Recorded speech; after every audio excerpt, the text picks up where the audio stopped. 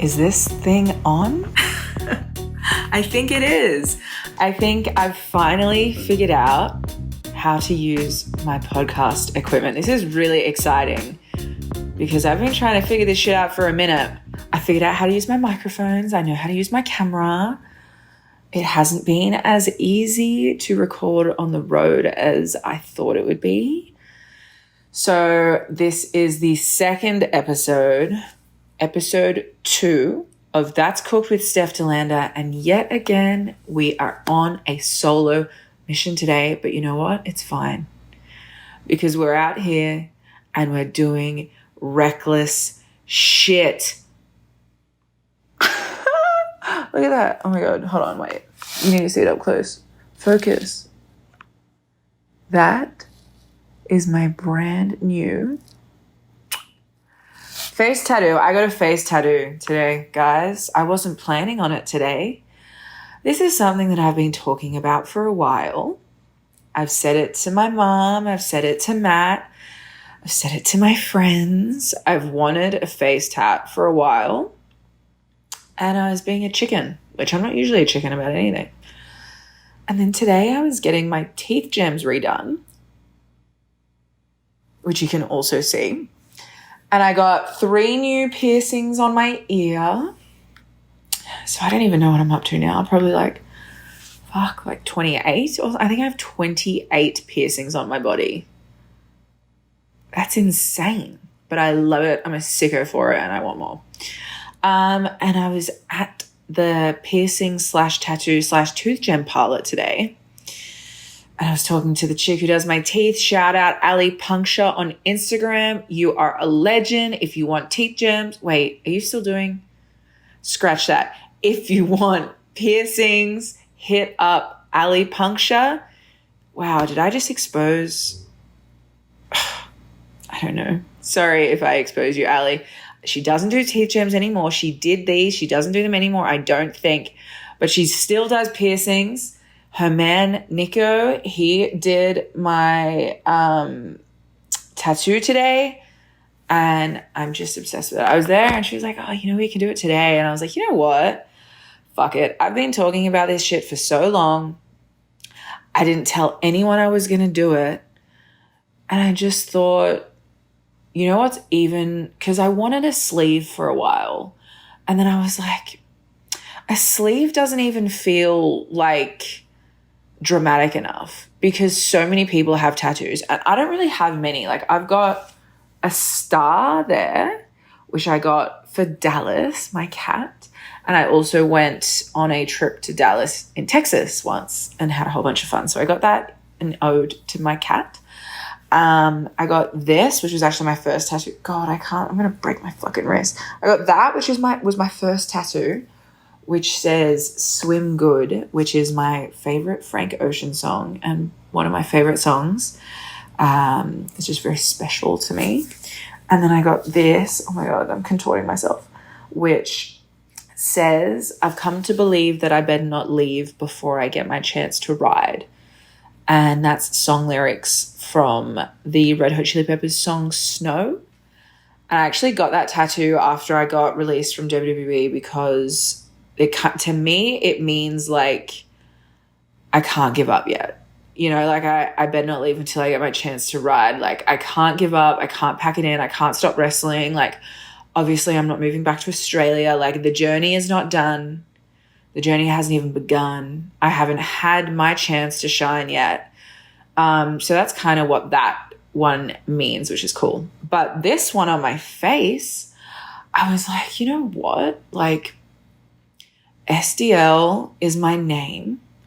I'm never going to hate my name. Like, before I was SDL, I've been Steph DeLanda for the last 26 years. So it's very ingrained in who I am.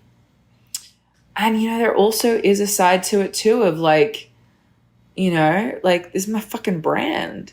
This is my shit. What better way to advertise yourself than to write it on your own face? Like, and the $, just because like I make money and I just think it's even more ridiculous. So I don't know. I just fucking like,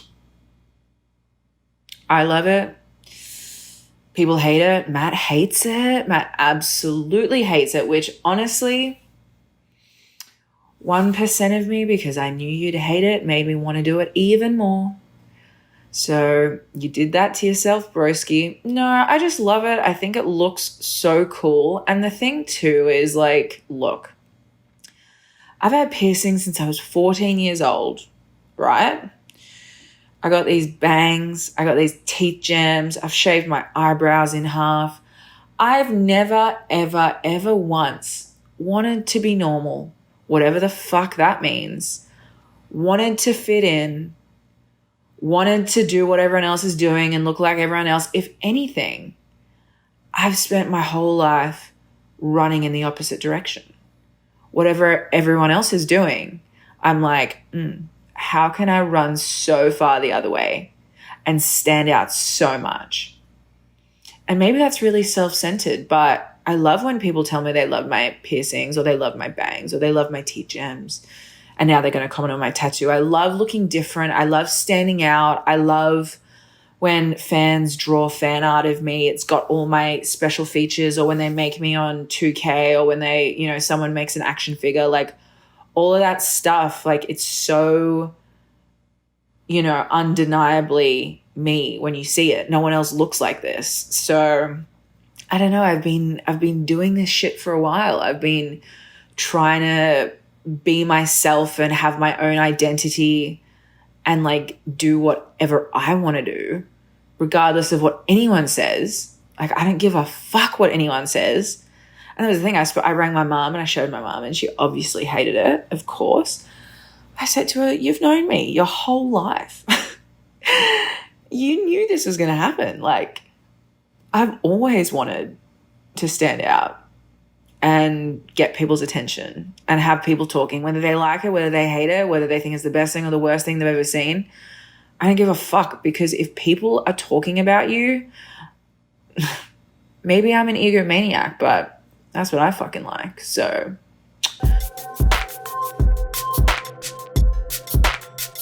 talk about me, hoes. It only makes me feel even better. So that's my little life update. What else has been going on? I have won another championship, of course. I won the Premier Streaming Network Women's Championship. And that's really wild, because I don't exactly know what his involvement is in it. Sorry. But Freddie Prince Jr. is highly involved in Premier Streaming Network. And a little fun fact is I am a huge Scooby Doo fan. Huge Scooby. I love Scooby. Scooby Doo is one of the best. On that app Letterboxd, where you can rate and rank your favorite movies, Scooby Doo, I think, is number 4. Like, I fucking love that movie. So I was prepared to meet Freddie Prince Jr. And unfortunately, he wasn't there. Freddie, mate, where are you? What are you doing? Next show, when I come to defend my Premier Streaming Network Women's Championship, I really hope Freddie Prince Jr. is there, because I have to tell him how much I'm a fan of him, how much I love Scooby Doo, how he shaped my childhood, and all of the things that I'm sure he hears from a million other people and doesn't want to hear from me, but I'm going to tell him anyways. Freddie, I'll see you soon.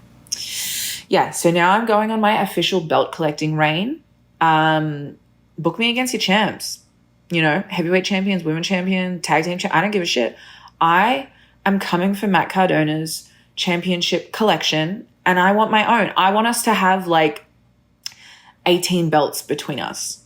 Like, I want to have so many championships that we cannot take them to every show. But I want them because I want it for the promo pictures. I want it for the photo shoots. I want it for the videos. I want it to just brag. Like, I just think that now that's the next step in my career, is to really start racking up these championships. And I know that I have the ability to do that. I know I have the talent to do that. I know I have the name and the exposure and all of those things. So I'm quietly confident that that's going to happen in the next, where the fuck are we? September? Ooh, sorry, that was my cat. Oh, that is my, wow, it really picks up on these microphones, doesn't it? Shit. I know I am capable of doing all those things. So I would say, yeah, within the next 6 months, I'm going to have a lot of gold. So because when I manifest things, really, guys, like manifestation is so crucial, I think, because I really do think there is something to be said for like, if you want something, to visualize it and to see it and to kind of like already feel like you have it. Like it's almost like dressing for the job that you want, not the job that you have. Is that what the saying is? Dress for the job that you want. I don't know. I think that is. But that's what I mean. Like you have to live as if you already have the things that you want. And Matt and I talk about this sometimes, is like, we don't treat the indie wrestling shows that we do as indie wrestling shows. We treat these shows like they're Raw or SmackDown or NXT or AEW or Impact, whatever. Like it is a televised show. We put in the same amount of effort that we do for these independent shows that we would for a television show in front of 15,000 people, because it's like, I want to present this work and this portfolio that you could put on a television show and it would fit instantly. It would fit straight away. It's not like, oh yeah, but like, you know, you need to change this and fix that and do this and do that and whatever else. Like I know with my work and with Matt's work, it's like you can take our package. Maybe we would have to stop flipping the bird so much and stop saying fuck as many times. But you could take us, how we look, what we wear, what we do, what we say, how we act, you know, all of that, and put it on TV and it works. And I think that is kind of what gives us that edge. So yeah, I really do think there is something to be said for like, if you want something, you have to start living like you've already got it. Oh my God, Denver just jumped. Denver, stop. She just jumped on my car collection. I have a collection of, I've started collecting little mini cars. I started while I was in Japan and she just jumped on them, but that's okay. She's allowed to do that because she's cute. Yeah, so that is what has been going on for the last, whenever the fuck I spoke to you guys. When was it?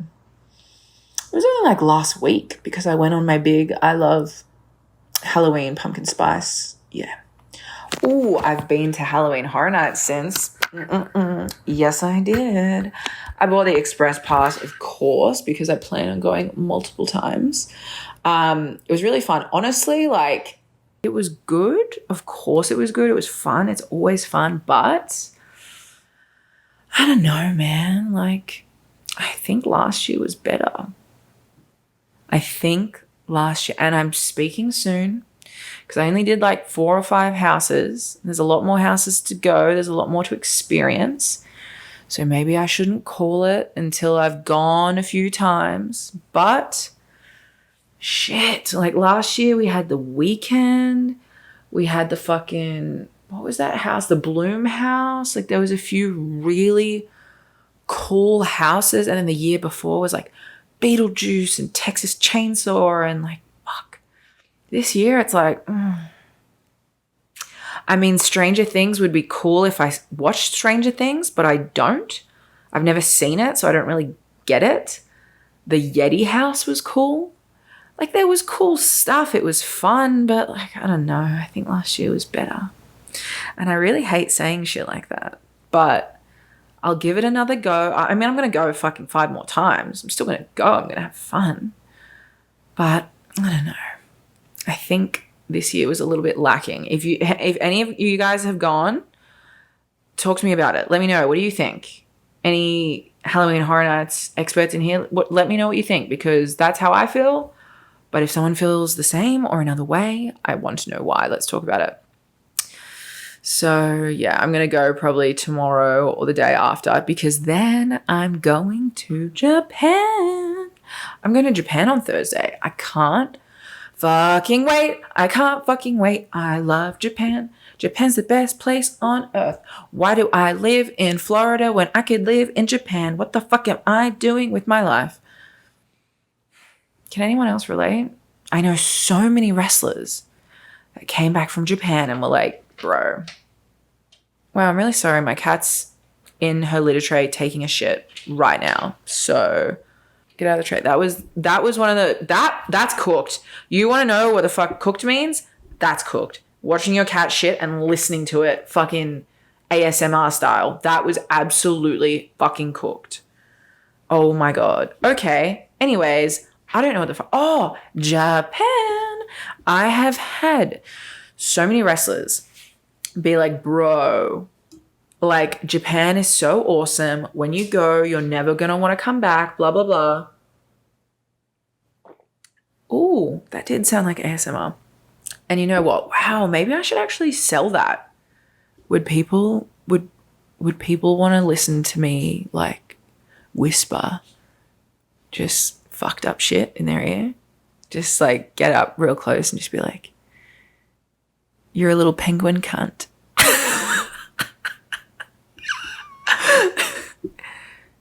Your head looks like a half-sucked mango cunt. I think people would pay money for that. Anyways, yeah, Japan. Great place. I had a lot of people be like, you're going to want to move there. And I was like, oh, I'm sure I'm going to like it. But like, that sounds ridiculous. And then when I went the last time, me and Matt just spent the whole week going, this is the fucking coolest place on earth. Why don't we live here? Why don't we live here?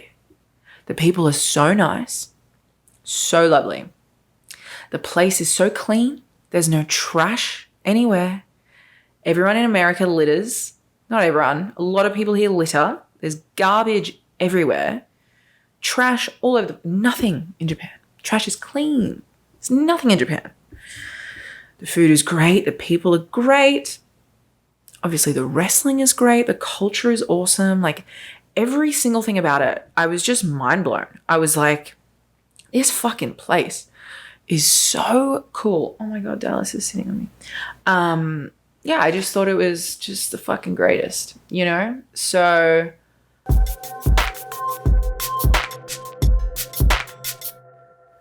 I'm so excited to go back. Thursday, Matt and I have some really good fucking outfits. Really good outfits. Okay, none of that. Really cool outfits coming up. Rick from Global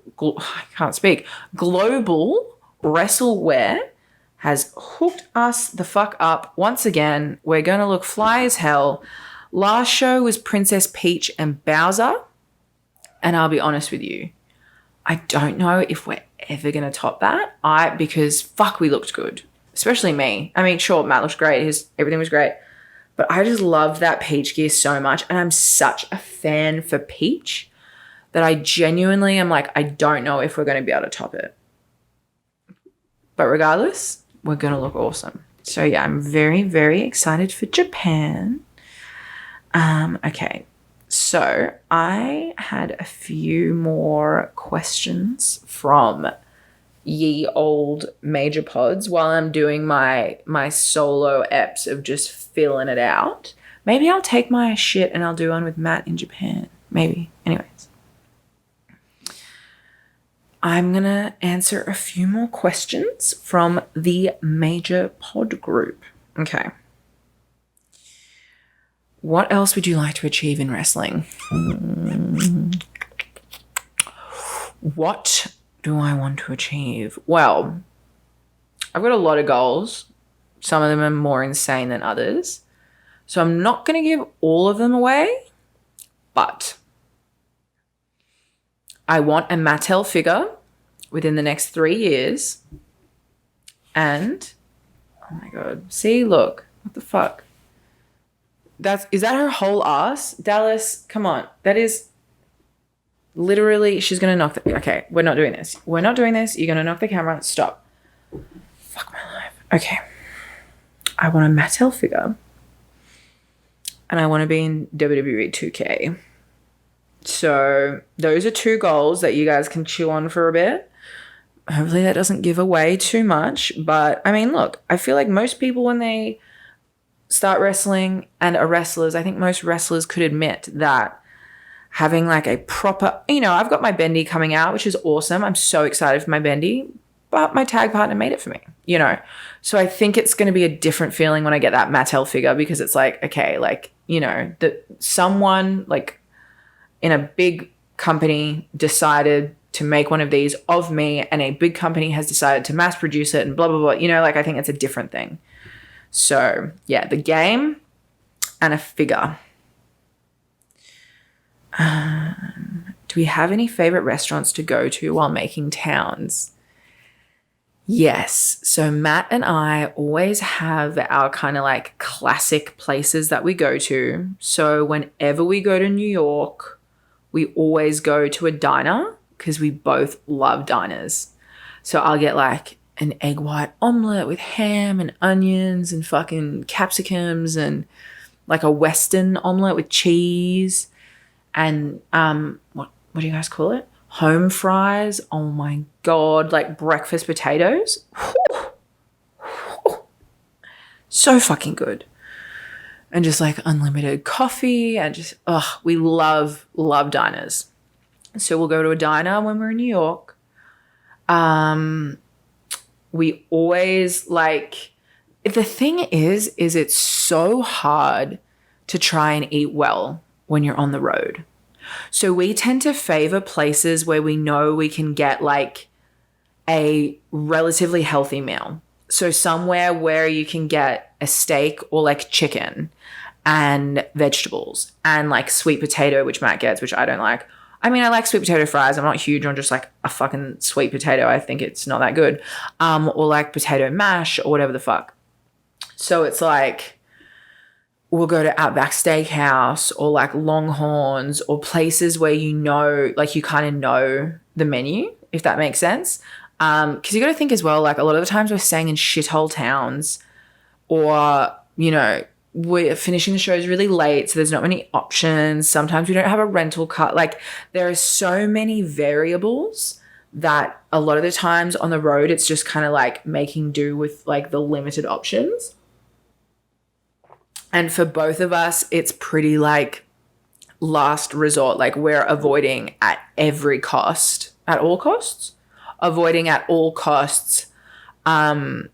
like having Macca's or Wendy's or Five Guys or like any shitty like burgers. I love all that food, love it. But we're avoiding having that on the road, because personally for me, like I'm going to feel like shit if I eat that kind of food at like 1 a.m. and then go to sleep straight away. Like I'm going to feel so sick. You're also not really enjoying it. Like if I'm going to have like a burger and chips and stuff, I want to have it during the week when I can like go out to a nice restaurant, or even if I want like Wendy's, like get it at a normal time and sit on the couch and watch TV and eat with a friend. And you know what I mean? Like not just like fucking cold leftover shit that's been sitting there all day and you're like trying to eat it in the car or like in your hotel bed, and then you have to go to sleep straight away, wake up 4 hours later and you're like, why does my stomach hurt? And it's like, oh, because I ate a whole bunch of shit and then went straight to bed. So we kind of avoid doing that. Sometimes we have to, and it always fucking annoys me. But again, it's like that's just another one of those like parts of being on the road. So it kind of just is what it is, Okay. Do you think your team with Broski has elevated your status on the indie scene? Do you think it will help you get signed back to WWE or AEW? I think my pairing with Matt has changed my career in so like more ways than I can articulate, and more ways than I'm going to be able to explain right now in this podcast. It's like, it's almost like I don't know where to start. I don't know how to put it into words. Like it's really just such a crazy whirlwind teaming with Matt. I feel like I get looked at so differently. I get taken a lot more seriously. I have a lot of like really experienced high level people in this business that now know me, like me, want to work with me, XYZ, because I've got to get to know them. I got to work with them through working with Matt. And it's kind of just this like giant stamp of approval of like someone at Matt's level with his experience and his knowledge and, you know, everything that he's done and built for himself, to have him to want to choose to work with me, I think really makes other people be like, oh shit, like if Broski thinks that she's good and he wants to work with her and he wants to have his name attached to her, then like, fuck, she must be pretty decent, you know? So I think that even in itself, like by association, has been really good for my career. And obviously I kind of touched on it last week, just everything that I've learned from him. But yeah, I think in general, like it's definitely elevated myself and my career and my stock. And I think it'd be silly to say that my value hasn't gone up exponentially in the last 6 months. You know, I think it definitely has helped my chances of, you know, if I did choose to go to WWE or AEW, what I can negotiate, what I can ask for, the money that I can ask for, you know what I mean? All of those things, like it's all changed now. Like my rate literally has gone up in every way with indies and with, you know, television companies too. So it's definitely changed everything for me. So yeah, I will never be able to put into words how much Matt has helped me and my career and in turn my life. So always very thankful for Broski, even though sometimes we disagree on things like this face tattoo.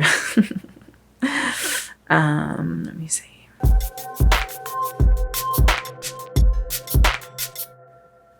With all of the traveling you do, how do you keep everything organized for a smooth transition from place to place to home and such? Or is it all just pure chaos? It is fucking unsupervised chaos 24/7. 24/7. And Matt is the same way. And that's the problem, because in most partnerships, tag teams, relationships, whatever the fuck else, I feel like usually there's like one person who's pretty unhinged and like a loose cannon and off the wall and unorganized and blah, blah, blah. But then the other person is like, you know, balances them out. They're organized. They have their shit together because the other person doesn't. Like, you know, it's kind of yin yang. Me and Matt are fucking yang yang because we are both horrendously unorganized. We are both flying by the seat of our pants at all times. We are both chronically running late. We're both just fucking tornadoes trying to, you know, get by.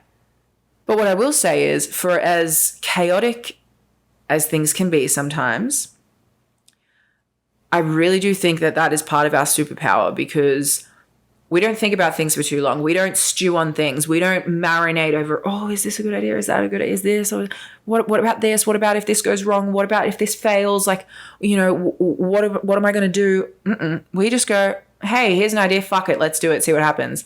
We both dive headfirst into everything that we do. And sometimes like things don't work. Sometimes it's a bad idea and we go, that was a bad call. But most of the time it's awesome. And it's a great idea. And the best part about it is we don't get in our own way. And I think that's something that I see in a lot of people, especially wrestlers, who don't really achieve their full potential or make it to where they could, is they doubt themselves and they get in their own way and they think about all of the things that could go wrong. And what about this? And what about that? And what if I fail? And what if they don't like me? And what if I don't do as well as I thought I was going to be? And what if I embarrass myself? And blah, blah, blah. Like, they make every single excuse of why they shouldn't or why they can't do something. And I think a lot of that is based in fear and the fear of failing. Whereas for me, I am so far the other way, where I go, the thought of leaving any stone unturned and doing, you know, things like not doing things, right? So leaving any stone unturned and not chasing stuff, not trying things, not putting myself out there, not chasing my dreams, not, you know, like making myself vulnerable because there's the possibility of something great on the other end of it. Like, I could never live with myself. I don't want regrets. If I die tomorrow, I know I lived the fuck out of this life. I got a face tattoo today. Like, what am I doing? I'm living. I'm doing everything that I've wanted to do. I'm feeling. I'm experiencing things. I'm loving. I'm getting my heart broken. I'm fucking injuring my body. I'm killing myself at the gym. Like all of these like really intense feelings. I love it. I live for it. It's like a roller coaster. And some people hate it. And when you're down and things suck, obviously I hate it. But then when you're on top and when things are great and when things work out and they pay off and all your hard work pays off and you get recognized for the work that you do, it's such a it's such a great feeling. And it's such a high that no other drug can compare to, I don't think. I'm just addicted to it. I'm addicted to feeling. I'm addicted to this lifestyle. So yeah, that's one thing that I really like about the both of us is we dive headfirst straight in. We really believe in ourselves and our goals, and we believe in each other. And I think that's why we've been successful so far.